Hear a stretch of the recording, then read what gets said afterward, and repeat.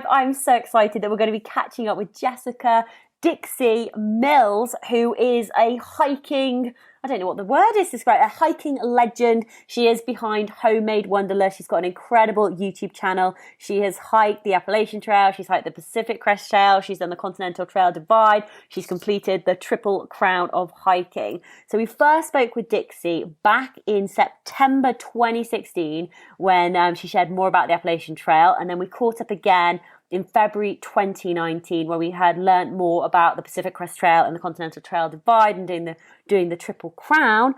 But now we're catching up again in 2020 to see what Dixie has been up to. Now, Dixie, I obviously gave a very brief introduction on some of the hikes that you've done, but I'd love for you to share, just maybe tell everyone a little bit more about who you are and a little bit more about your background and how you got into hiking. Yeah, sure. So I had never done any backpacking before, but since I was a little girl, I had done day hiking and car camping and things like that with my family. So a general love for the outdoors, kind of a tomboy growing up.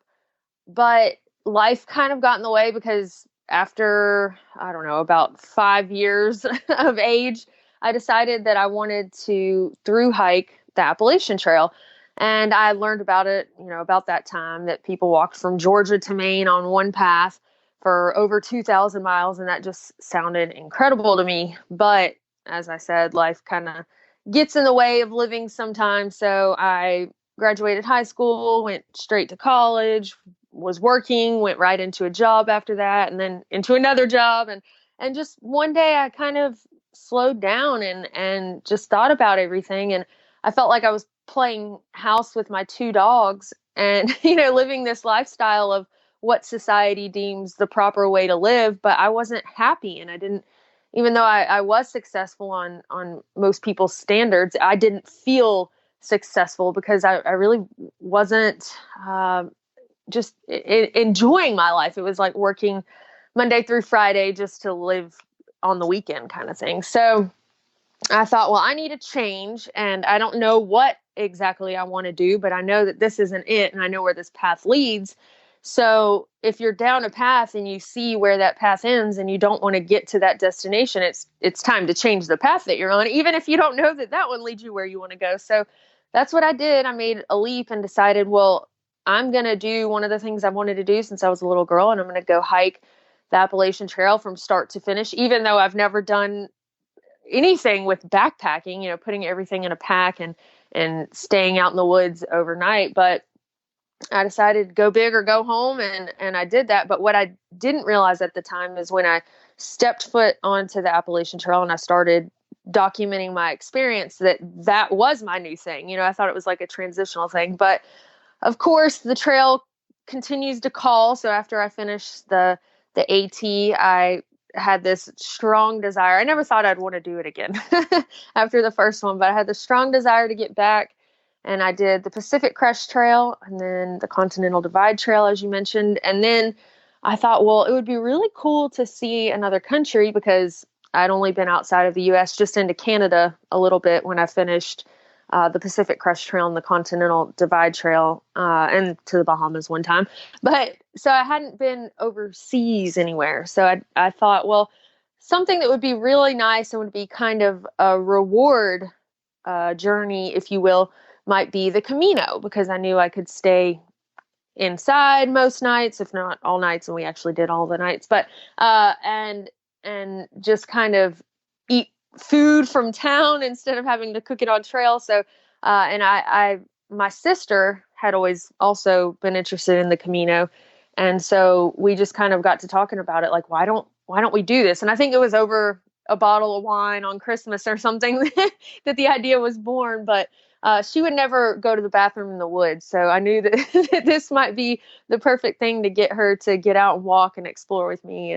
And so that was the next plan. And we did that. Oh, fantastic. Tell me more about your sister. Well, Montana let's see, when we did this, she was 19. Yeah.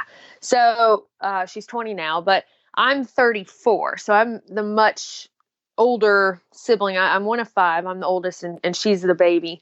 And I didn't have a passport until I was 29, I think, or 30.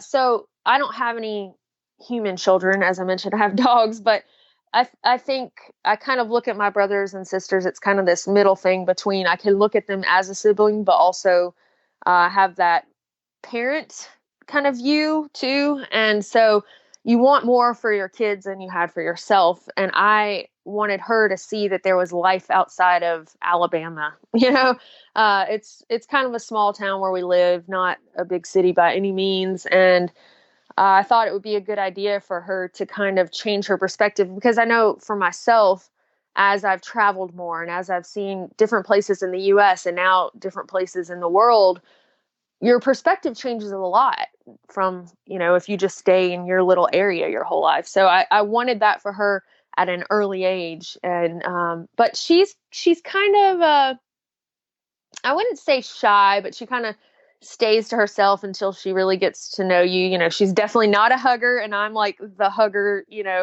happy go lucky, whatever. So we're kind of opposites in a way, but anyway, we have a lot of fun together. So we like to pick on each other a lot. Tell me more about the planning and the preparation. I mean, what were your thoughts about heading over to Europe to go and hike the Camino? Honestly, I was pretty intimidated just because I knew we were going to be going somewhere where English isn't the language. And I know that a lot of times when you travel, especially to larger cities or to places where people who speak English are coming through a lot, that typically somebody will speak English. But I do feel like that you kind of have a duty as a person who is going to another area where your language isn't the main language to try to put some effort into trying to speak that language. So I knew that was going to be a rather intimidating thing for me. And I took Spanish, back in high school, probably a year or two of it, but that kind of fades. I mean, you remember some of it. So I was happy that I at least had that little bit in there, but, and then also I've always heard if you go to other countries that a lot of people feel like people from the US, there's just like a negative thing that comes with being from the US sometimes when you go from other areas. So I wasn't sure what to expect with that. And then just the differences that I didn't even know to be concerned with. You don't know what you don't know until you get out there and do something. So it was a lot, but I just kind of took the planning like I did all the other trails. I just got online, I researched, I joined some of the groups on Facebook that are kind of around the Camino, and we did the French way. So I did some research, but I didn't over research, because I don't know if you've found that in talking with people about planning things like the AT or the PCT. You can plan out exactly where you're going to be on what day, and then you can just take that plan and crumple it up sometimes, because it doesn't always work out that way. So anyway, I planned for us. I knew we would need a little bit of decompression after the flight. So I planned for us to go to Paris and spend several days there and just kind of look around and see some things, and then ride a train down from Paris to Saint Jean, and then I guess we had to get on a bus, but then go from there and start the journey. So, and the plan was kind of no plan. I gave us a lot of extra time because she had never done anything like this where you're walking miles and miles and miles each day. So we had from, I guess, mid-September, and we knew that we really wanted to be home around mid-November. So we had plenty of time. Yeah. Had you booked a return flight? So you had like a specific time frame that you needed to work towards? No, I didn't. I know. And it was so funny because we'd meet people on the way, and they'd say, "Oh, well, when do you have to be home?" And I'm like, "Well, somewhere around mid-November." And they're like, you don't have a flight?" Nope, I sure don't. And to me, if you can budget for that, it's worth not having a deadline for something like that. So you don't feel so rushed, and you can just kind of take things as they come. And so for myself, that's what I prefer. But I mean, there are some people who would probably stress out not knowing that they don't have a return flight, So, but anyway, yeah, we didn't book anything until about a week and a half out or so, something like that. Yeah. Did you have any like when you were chatting with Montana before you went over there? Did you have any? Although it was like a not a plan, but did you have any goals or anything that you wanted to experience on the Camino? Anything that was particularly on a you wanted to see, you wanted to do, wanted to experience? Yes. She was in it for the wine. I'm not gonna lie, because in the U.S. you can't drink at 19 years old, and so she was really excited about getting to go and have wine every night. And it's so funny because she's not a big drinker. I mean, my parents have always been kind of relaxed with that. So if you want to have a drink at home, especially on Christmas or New Year's or something like that, they've never said, no, you can't do that. But she just chooses not to. But then suddenly we go over there and she's having a glass of wine every night. But the main thing that she was looking forward to was the wine fountain. And I don't know if you're familiar with that, but there's just this winery that has, I guess it's not the best wine that they have or anything like that, but some of the leftovers, which is fine. We don't care. Free wine is a great price. So, but there's a fountain of wine and then of water. And so the pilgrims that come by, they can go up and the idea, what I'd always heard, is that you fill up your shell with wine and then drink from your shell. So anyway, and that's a whole story in itself, how we ended up with our shells. But anyway, I really, my main goal was it was a cultural thing. I know a lot of people go to the Camino for religious reasons, and for myself and for Montana, it wasn't that. It was more of a cultural thing, and just kind of growing from the experience of throwing ourselves into another country, another culture. And I guess I'll share this too about Montana.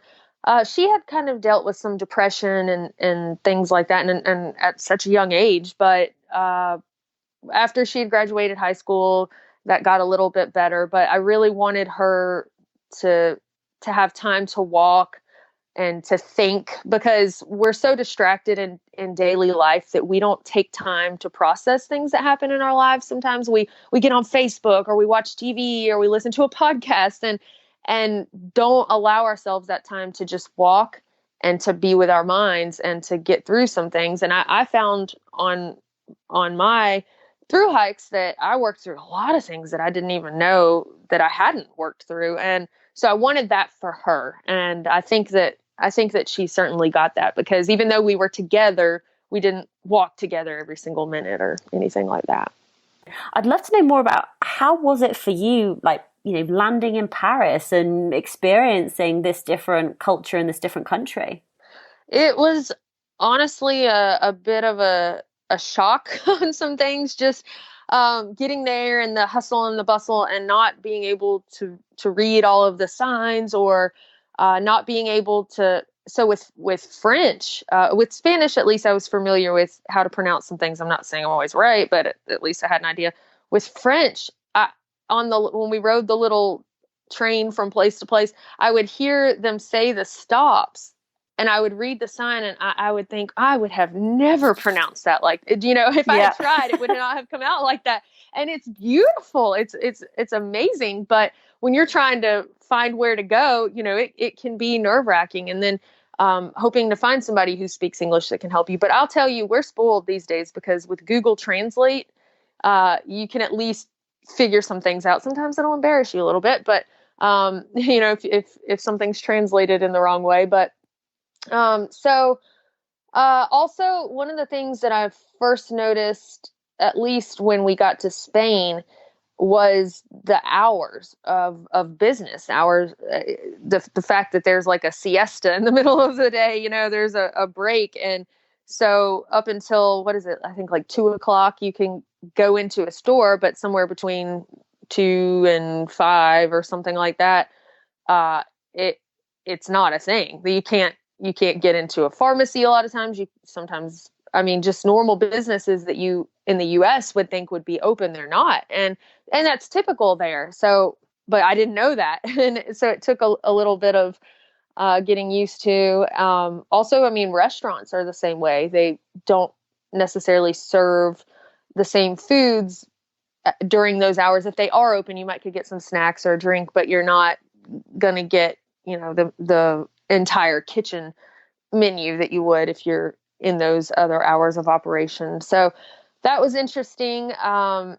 The difference in foods, of course. So I got over there and I was looking for ketchup because I like ketchup on my French fries, and there was no ketchup just readily available on the table.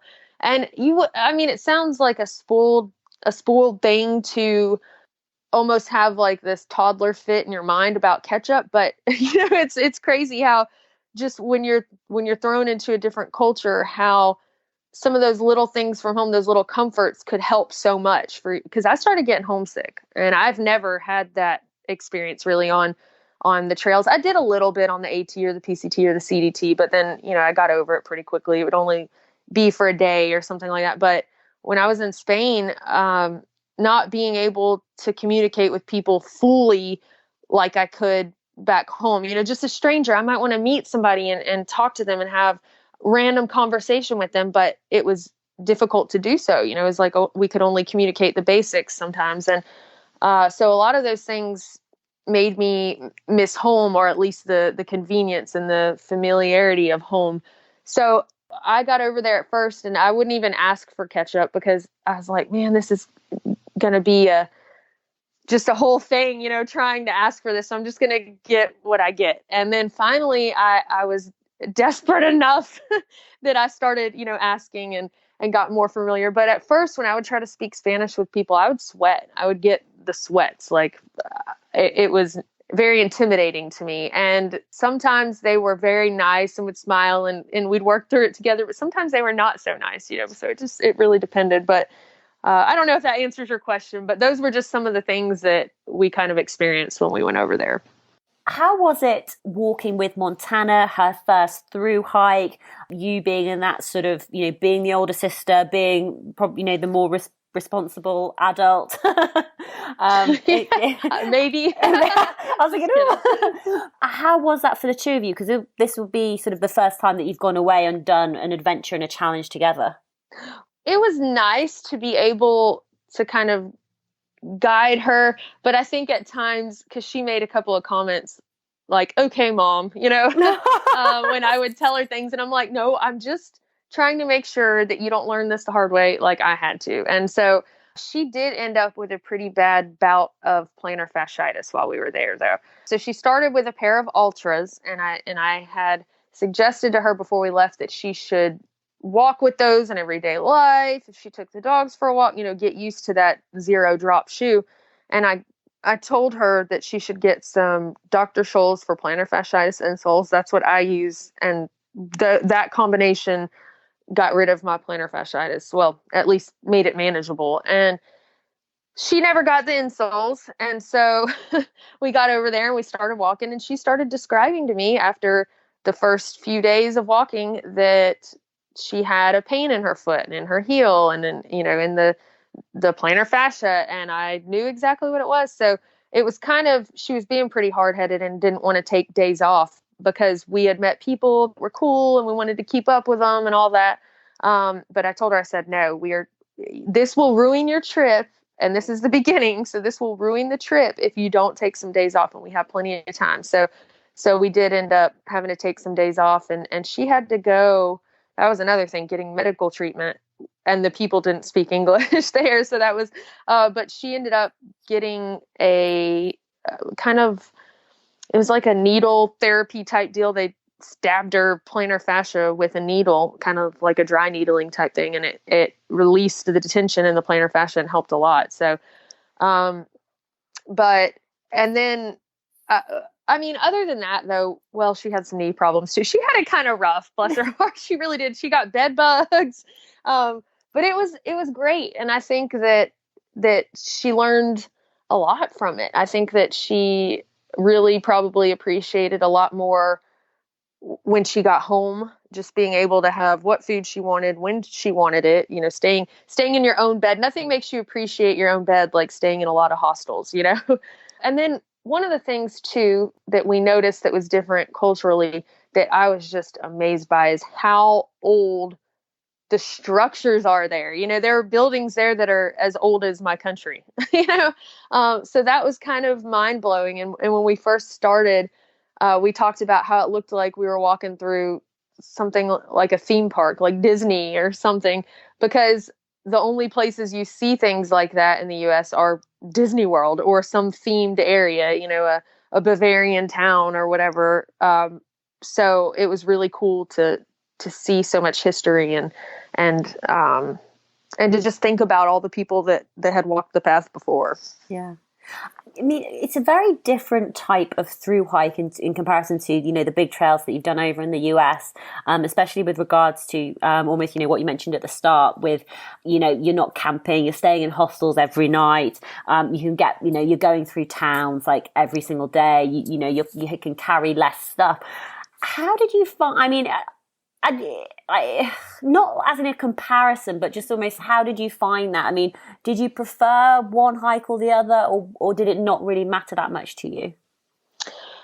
So I prefer tomorrow, if I was going to plan a trip, it would be in the wilderness. And that's because I really enjoy getting shots of nature. I enjoy capturing sunsets and sunrises from the top of a mountain, and so that's where my heart and soul is. But having the experience of being able to explore a different culture and not fly in and stay in one hotel or hostel and see an area, but to walk across a whole country was incredible.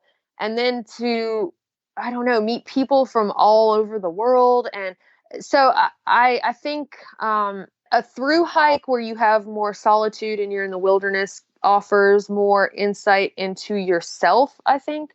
It makes you get to know yourself a little bit better. It shows you how you can push your limits. And then doing something like the Camino, I felt like allowed me to learn more perspective about the world, because I was meeting people with different thoughts, different ideas that grew up in cultures that are different for different reasons. And it's really hard to put into words, but I feel like the way that you think and the way that you've been raised is not the only right way, or isn't the only way. It's there are a lot of other people that have different opinions, and it's really cool to sit down at a table with people who are from 10 different countries. I'd never done anything like that before in my life. So I did enjoy it, and I enjoyed it too because my sister was there to share and all of that with me. So it was just a totally different thing. And it's interesting because I've noticed some animosity, I guess you could say, between the two groups. So when I started putting these videos on my channel, there were a lot of people who were like, this isn't hiking. And I'm like, no, it's a pilgrimage. It's an ancient pilgrimage. And so some people get angry if you say hiking the Camino instead of walking, like the people who don't necessarily do wilderness through hikes, but have done several Caminos. They're like, this isn't hiking. This is an ancient pilgrimage. And this is, but it's interesting how the two groups kind of think that one is better than the other or something. And it's like, no, we're all people who are getting out and exploring and adventuring and trying to learn something, whether it's a different lay of a land or, meeting people from other areas or whatever. We all have that adventurous spirit in us, and we should be able to appreciate that in one another, instead of saying, well, going to the bathroom in the woods is tougher and cooler than going to another country where they don't speak your language. I mean, it's kind of silly sometimes how I was surprised to see that. So I don't know if you've ever heard any of that, but that was just my experience in being in the backpacking community and then kind of being introduced to this pilgrimage community. Reflecting back now, what do you think you learned most about having that, this different experience, because it's, it's a pilgrimage instead of a hike? Just anything maybe that's changed for you from that experience? I think I appreciate home more now, which sounds crazy, but just I feel like some of the things that maybe I took for granted, and that's been the case with every hike that I've done. But I think that I also learned about myself. I always talk about that you grow most when you step outside of your comfort zone. And I think that doing the through hikes of the AT and the PCT and the CDT, when I started with the AT, that was definitely outside of my comfort zone. But I think that it began to kind of become my comfort zone doing something like that. So the fact that I made myself step outside the box and do something completely different, I realized that it really is the way to grow. And I think that I grew a lot from that experience. And like I was saying before, just meeting people from different countries and kind of delving into that. And I can say that if I find somebody here in the US, for example, that doesn't speak English and is struggling, I actually saw it the other night. I was at a restaurant. Well, I didn't see it. My boyfriend mentioned it and pointed it out to me, because I told him how some people were not nice, even if I was trying to speak their language and trying to do the best that I could. But there was a lady an Asian lady that came in and sat down at a restaurant, and she was trying to order wings. And the woman was asking her, what sauce do you want? And she was like not understanding what she was saying. And it probably doesn't help that there's a Southern accent, on the English. But she was asking what sauce, and the lady, wasn't sure what she was saying. And then she finally realized, and she said barbecue. And the woman was like, well, we don't have barbecue. We have mild, medium, and hot. And the lady said, a barbecue. And she's like, mild, medium, and apparently got an attitude with this woman. And I can say that, that honestly pisses me off, if we're being honest, now that I've had that experience, and before I might not have thought as much of it, but to go to a different place where you don't speak the language and you're trying, that takes a lot of courage and bravery. And I've heard people, when I was working in the oil field, for example, and we would have meetings here in the US with people from different countries, and somebody might get up and they would have a very thick accent, but they're speaking English, and maybe they messed something up, but people might laugh at them or something because they didn't pronounce something in the right way. And I realize how ridiculous that is, because it is very difficult to learn another language, and then just the amount of anxiety you'd have getting up and presenting in front of a group full of people. So I think I also learned to appreciate that perspective and how tough it is, and how alienating it can feel, to how alone you can feel when you can't truly communicate with people around you, just having a relaxed conversation. So yeah, I think I gathered that too. Do you think you and Montana will do another hike together? Yes. We don't have anything planned specifically right now, but she's definitely up for doing another Camino, maybe the Norte this time. Not sure, but she did agree that she would probably do a 3-day trip or something like that with me here at home in the woods. So I'm kind of impressed that she agreed to that. So we don't have anything specifically planned, but yeah, I definitely think that we will. Do you think you'll ever go further afield and maybe do some of the Thru-Hiker Trail over in New Zealand or somewhere like that? Well, I'm supposed to be going in October to do that. But I'm not sure what's going to happen with the virus and everything, if they're going to allow people to come over there. And if they do, I've heard talk of a 2-week quarantine. So depending on when I could go, I'm not sure it'll work, because it's kind of like the AT or the PCT, you're on this deadline, you got to get done by a certain time. So I'm not sure. I hope that it'll still happen, but I have my doubts, unfortunately. If it doesn't this year, though, then I'll plan to do it next year. Because you've got an incredible YouTube channel, Homemade Wanderlust. I'm not quite sure. Have you passed 500,000 now of subscribers? It was, I don't know, a month or two ago. I'm at like 260 something now, 260 something thousand. But my mind is blown by that. I never expected that it would grow to that size. I didn't expect that that many people would care about what I'm doing. So it's actually really cool. But I'm excited that many people are interested in backpacking. And I've said before, I know it sounds super cliche, but I think that the more time people spend out in nature, whether that's day hiking or through hiking or a section hike, even just walking around outside the block and looking at the birds you see or the clouds or the trees, whatever. I really think that does a lot for people's mentality. And this is the cliche part, but the more people do that, I feel like the world is a better place kind of thing. It's just, you have more people who are happier and less depression, etc. And so being able to have that much of a reach to encourage people to get out and spend some time in nature is pretty fulfilling. Absolutely. No, it's incredible. And I always think back to when I first discovered you or came across your channel, and then just to watch your journey through the different hiking trails that you've done, and also to see how you've grown and how Homemade Wanderlust, like how far you come. I think it's amazing. What was it like for you reaching Santiago? Well, it's breathtaking, first of all. I mean, the cathedrals over there are insane. I mean, they're gorgeous. And so it was pretty exciting. Again, for me, it was most exciting seeing Montana do it. And it's crazy how it changed so much, because on my hikes, it was just, I'm excited to get here. I'm excited to get here. I'm excited to get here. And then on the Camino, it was, I'm excited for us to get there, but I'm really excited for Montana to get there. And just to see her like kind of tearing up, like we actually did it, through the plantar fasciitis and the knee pain and the bed bugs and the everything else, we actually made it. And then we decided pretty early on that once we got there, we were going to continue and go to what they call the end of the world. So we went on to the coast after reaching Camino, or Santiago. But it was kind of surreal, just knowing how many people have done this before for hundreds of years. It's just it's wild. And you got your certificate?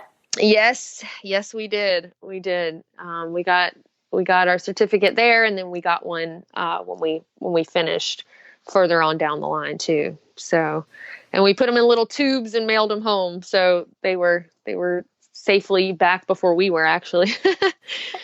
That, I think, did you head off to Italy as well afterwards? Yes, we did. And that was kind of our reward, Yeah. So we told ourselves, we're like, man, if we do this, we're going to Italy. This is our reward. If we get to the end, we're going to Italy. And so we did. We spent the most time in Rome, and we also went to see the Leaning Tower of Pisa. We did the true tourist thing, but Rome was, I can't wait to go back. It was incredible. I mean, it gives me butterflies just thinking about it. I mean, just the history there is so cool. The Colosseum, I mean, I wanted to cry when I got to go in the Colosseum. I mean, it's just incredible to me. I don't know. So yeah, all of the places that we went have just blown my mind. So I can't wait to get back and explore some more. But that's the bad part. There's so much world to see and just not enough time in a lifetime. Absolutely. I have to say the Colosseum in Rome has to be one of my favourite buildings, and because it blows my mind when you're stood there thinking, thousands of years ago, like people were in there like fighting and cheering, and then the markets and it's just, I mean, Rome is an incredible city. I'm so glad you got to fly into Paris, walk across Spain, reach the Atlantic Ocean, head over to Italy, and have this, this amazing experience. Which, by the way, I should just say, is all documented. Well, all of the hike is documented on your YouTube channel, which I'll make sure I put the links in so people can go and watch them. I thoroughly enjoyed watching. Thank you. I was going to say, Dixie, we're going to shake things up now a little bit, and we're going to do some quick fire questions. So, are you ready? Sure. Yes. Are you a morning or evening type of person? Evening. Ooh, what time do you go to bed? Oh gosh, it just depends. I don't know. I'd say I try to be in the bed by 2 a.m. I try to get up early and do this thing where I'm like, I'm going to get up early and drink coffee, and I'll get in those little routines for a while, and then I'm like, who am I kidding? And I'm a night owl again. So yeah. Oh, I love that. And what time do you normally wake up in the morning then, if you're not doing, your trying to do your early thing? 9:30, something like that. That's usually about the earliest that I'll wake up before, but that's the time that I finally make myself get up and go make coffee. What about a morning routine? Do you have like any structure to your morning, or maybe do you have like an evening routine? The dogs are the morning routine for sure. I got to get up and make sure everybody goes outside and is fed and walked and all that good stuff. And then the evening, I, you know, it's honestly, my days are really kind of just all mixed up. I've tried to get into routines where I like get up and I do yoga, or, before I go to bed, I read. But that's, if I'm going to have the best night routine, I love to make some tea and read before I go to bed. Yeah. So the next question, I don't know what the answer is going to be. Are you more of a tea person or a coffee person? Coffee for sure. But I go through kicks sometimes though. I really love herbal tea, like loose leaf tea. I chamomile, lavender, any of that stuff. I love that stuff. So, but every day I have coffee. So I've got to be honest and say coffee. How many coffees do you have a day? Probably 2 to 3 cups of coffee. What about a movie? Do you have a favorite movie that is a classic, or one which you've watched recently, or one that you really enjoy? I'm pretty into Westerns, but also into, I don't know, we'll say one of my favorite movies is Last of the Mohicans. Nice. Powerful movie. Yeah. Yes, it is. I also have the song, the track, The Kiss on there. It's like probably the theme music that you think about, but it's a great, it's like when they're running through the woods, it's a great going to town song when you're on a trail, because you're like, I'm running through the woods, I've got to get to town. I don't know. It's great. So is there a particular book that you either go back to, or a book which has had a major impact on your life? I would say there isn't one in particular, but the Sackett series by Louis L'Amour, those books are incredible to me. I just like get lost in them. With regards to music, favorite song, favorite genre, favorite album? Wow, that's a good one. I'm kind of very random when it comes to music, but I would say my first love in music was Hank Williams Sr., which is which is very old country music. But nowadays anything that kind of like hurts the heart, so probably Ray LaMontagne. He's pretty great. And what about, are you a beach person or a mountain person?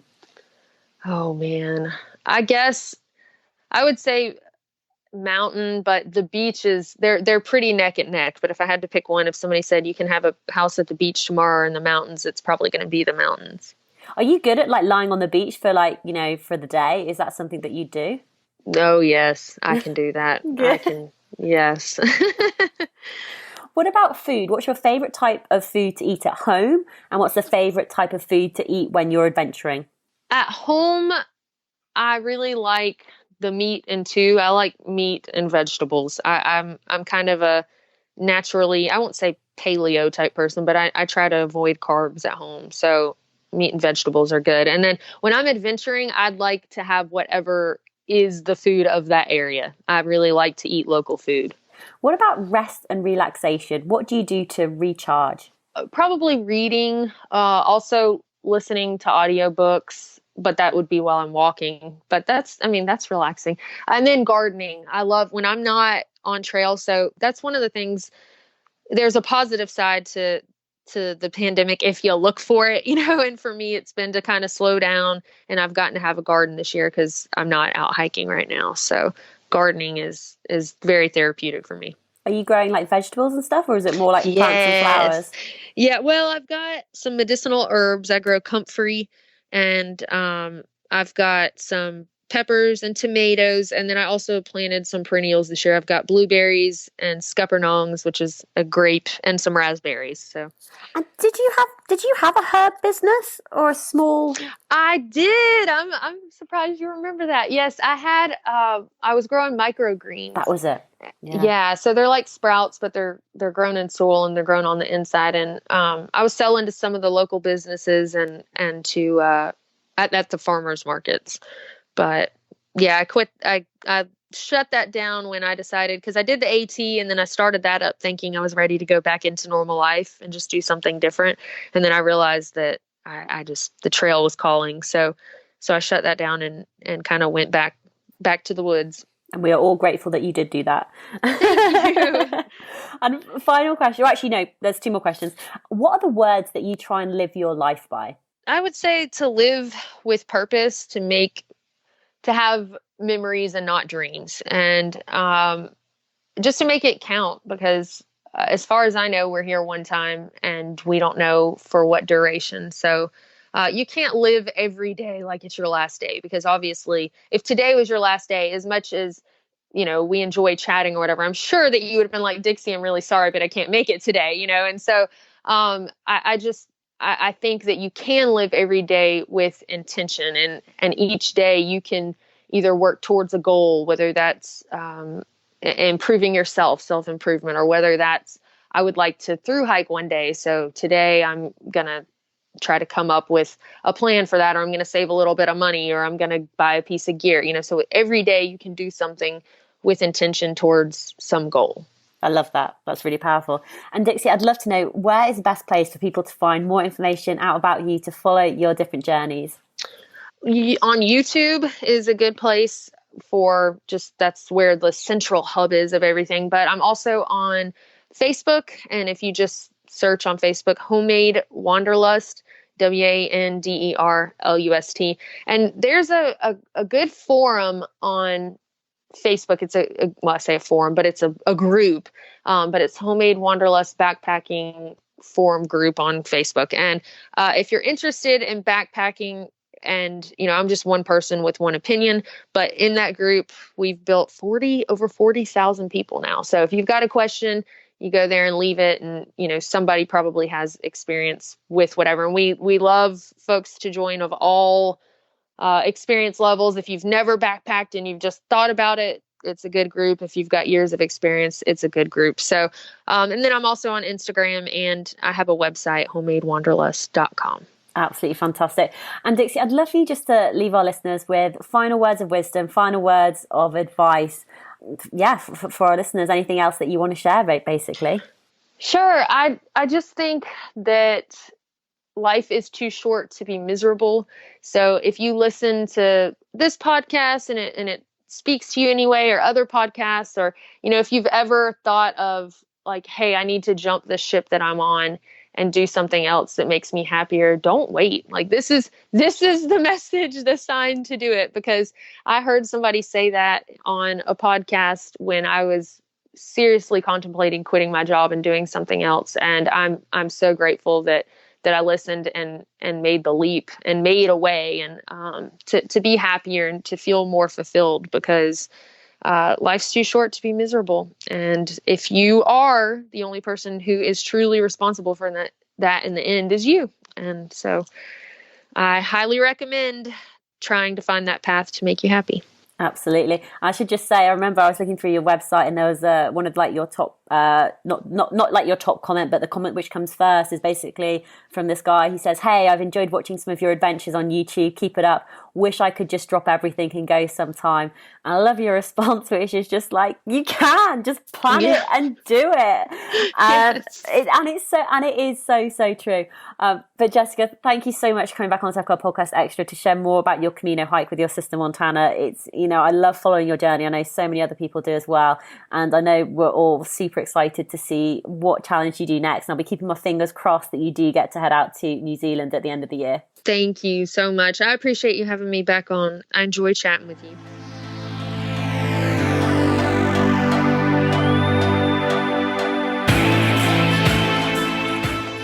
Hey tribe, I hope you enjoyed the episode with Dixie. It is always amazing to catch up with our previous guests to see what they have been up to, and I'll be keeping my fingers crossed that Dixie does make it out to New Zealand, because that will be an incredible adventure to follow along with.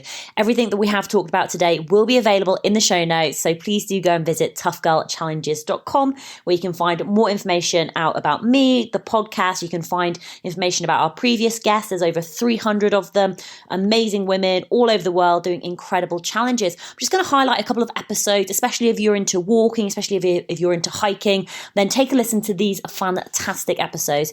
Take a listen to Lindsay Cole, who walked the length of the rabbit-proof fence over in Australia. Katie Jane Leherpiniere came on to share more about walking the entire length of the Great Wall of China. Fiona Quinn shares more about walking the length of Great Britain, 993 miles, solo and unsported over 57 days. Anna Blackwell shares more about her Camino hikes across France and Spain. Zoe Langley-Watham comes on the Tough Girl podcast to share more about her Southwest Coastal Path Walk and the Wales Coastal Path Walk that she did. Alex Mason, we've spoken to before. She shares more about quitting her job in 2015 and through hiking the PCT, which she did twice, one going northwards and one going southbound. I've also done a podcast episode about through hiking the Appalachian Trail, which I did in 2017. In 100 days. There's also daily vlogs from that journey, which you can watch on the Tough Girl Challenges YouTube channel. Take a listen to Cheryl Strayed, who shares more about her incredible New York Times bestseller, Wild, and shares more about hiking the PCT. You can also take a listen to Hannah Endelkamp, who walked the 1,000-mile circumference of Wales with Chico the donkey. So lots of incredible episodes, just a few names to entice you. If you're brand new to the podcast, thank you so much for taking a listen. Make sure you hit that subscribe button so you don't miss out on any of the episodes. They're coming out on a Tuesday at 7 a.m. UK time and a Thursday at 7 a.m. UK time. If you haven't left a review yet, then please do leave a review. Leave a 5-star review telling everybody why they should listen to the Tough Girl podcast and what they will gain from it. And if you've been motivated and inspired because of the Tough Girl podcast, if you would like to pay it forward, if you would like to help with my mission to increase the amount of female role models in the media, then please consider signing up as a patron. Signing up at $2 a month, $5 a month. It really does make a massive difference. We're slowly creeping up to 300 patrons, which would be absolutely amazing. I think we're about 6 or 7 individuals away from reaching that number.